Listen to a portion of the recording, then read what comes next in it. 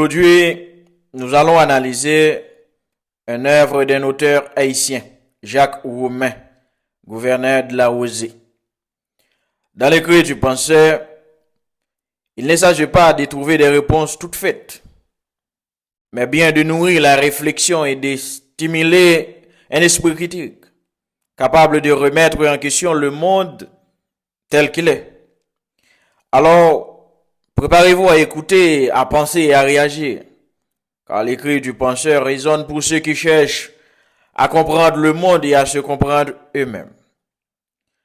Gouverneur de la Rosée de Jacques Roumain est un roman qui allie récit poétique et engagement social pour proposer, je dirais, une réflexion sur la condition humaine, la lutte contre l'injustice et l'espoir d'un avenir meilleur. À travers le personnage de Manuel, Roumain interroge des concepts. Il interroge des concepts philosophiques tels que la liberté, la responsabilité et la transformation sociale. Le roman s'inscrit ainsi dans une double perspective, une critique du fatalisme et une exaltation de l'action collective. Loin d'être une simple histoire de paysans en lutte contre la sécheresse, Gouverneur de la Rosée explore des thèmes existentiels et politiques profonds. Donc, les villages de Font-Rouge ravagés par la sécheresse et la division devient une métaphore de la condition humaine face aux obstacles de l'histoire et de la nature. La solution que propose Manuel, l'unité et le travail commun, illustre une vision marxiste et humaniste où l'homme, en prenant conscience de sa condition, peut se libérer et bâtir son propre destin. Et là, on doit analyser les destins et la liberté, une lecture existentialiste. Le roman s'ouvre sur un village en ruine, non seulement à cause de la sécheresse qui le frappe, mais aussi à cause des rancœurs qui divisent ses habitants. La misère semble être un destin inévitable. Mais dès le retour de Manuel, un discours radicalement différent apparaît.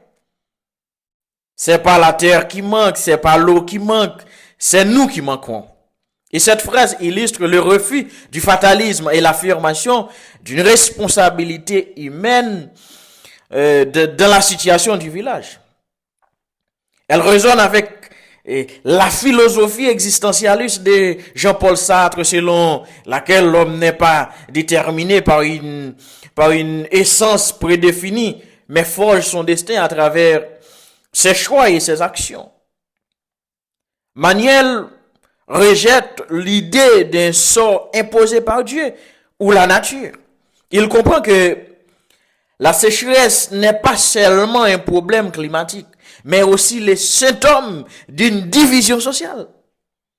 L'eau existe, mais elle reste inutilisée parce que les villageois refusent de collaborer. Dès lors, sa mission devient double: trouver l'eau et convaincre les habitants de s'unir. Donc, l'union contre la division. C'est une approche, je dirais, marxiste. Et le roman propose une lecture aussi marxiste de la condition paysanne. Donc, Jacques Roumain, influencé par ses idées politiques, montre que la pauvreté des habitants de Font-Rouge n'est pas un état naturel, mais le résultat d'une organisation sociale fondée sur la méfiance et la désunion. Donc, il y a l'hostilité entre les familles qui empêche toute amélioration de leurs conditions de vie. Manuel incarne ainsi un rôle révolutionnaire. Et c'est là, il dit que c'est l'union qui fait la force, camarades. Cette phrase, reprise plusieurs fois dans le roman, rappelle les principes du marxisme, où la prise de conscience collective est la première étape vers l'émancipation. Donc, en refusant, je dirais, de rester passif face à l'injustice, Manuel tente de briser les chaînes de l'oppression psychologique qui enferment les paysans dans l'inaction. Cependant, cette prise de conscience est difficile à imposer.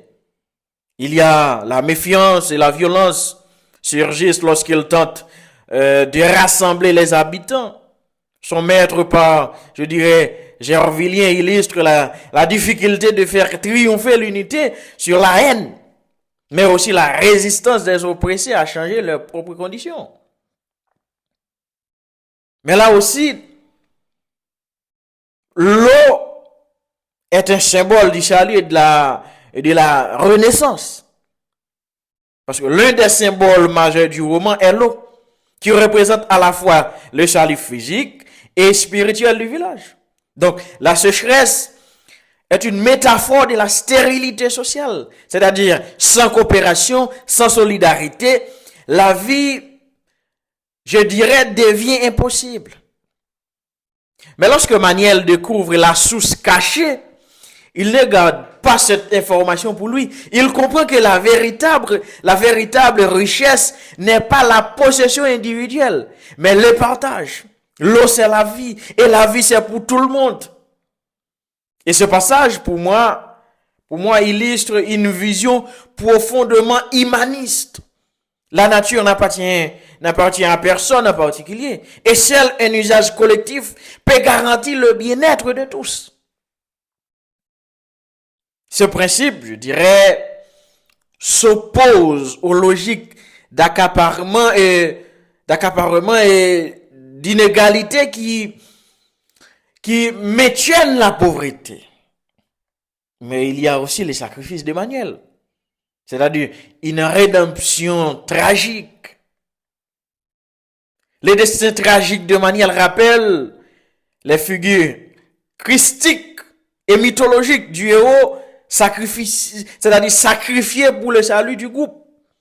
Sa mort n'est pas vaine car elle permet aux villageois de comprendre enfin la nécessité de l'unité, la nécessité de la solidarité, la nécessité de travailler pour le bien commun.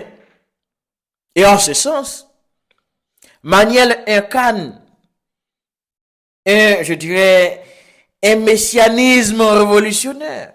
Il montre le chemin, mais il doit disparaître pour que son passage prenne toute son ampleur. Et l'épilogue du roman, où les villageois commencent enfin à travailler ensemble pour irriguer la terre, montre que son sacrifice a porté ses fruits. Cette idée rejoint la pensée de Hegel sur la dialectique du maître et de l'esclave. La liberté véritable ne peut être atteinte qu'après un conflit. Une prise de conscience est une transformation collective. Donc, Gouverner de la Osée est bien plus qu'un roman rural haïtien. C'est une œuvre philosophique qui interroge la capacité des hommes à se libérer de leurs propres chaînes. À travers les thèmes du destin, de la liberté, de l'union et du sacrifice, Jacques Roumet propose une vision où le changement ne vient pas de l'extérieur, mais de l'intérieur du peuple lui-même. Et c'est là il parle loin du pessimisme. Le roman se termine sur, sur une note d'espoir. Il disait, si Manuel meurt, son idée survit. Cela réjouit la célèbre phrase de Sartre. L'homme est condamné à être libre. Autrement dit, aucun destin n'est écrit à l'avance.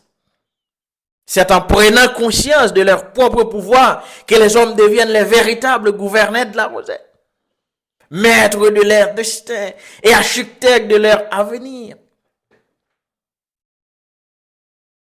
Donc Jacques Roumet nous appelle à l'action, à l'unité, à la solidarité. Il nous faut travailler ensemble pour le bien commun. Mesdames et messieurs, Merci d'avoir partagé ce moment de réflexion avec moi. La philosophie ne donne pas toujours des réponses définitives, mais elle nous invite à questionner, à comprendre et à voir le monde autrement. Continuez à penser, à débattre et à explorer. À bientôt pour un prochain épisode. Merci.